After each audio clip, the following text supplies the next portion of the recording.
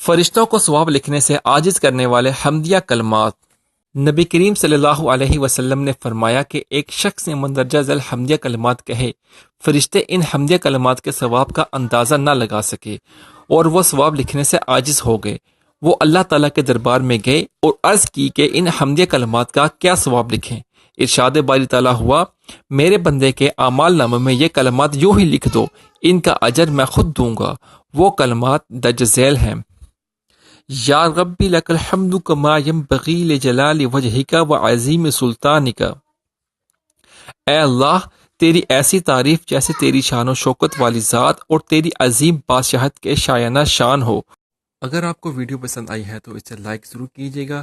میری آنے والی ہر ویڈیو کو دیکھنے کے لیے میرے چینل کو ضرور سبسکرائب کریں۔ Please subscribe my channel Islam message.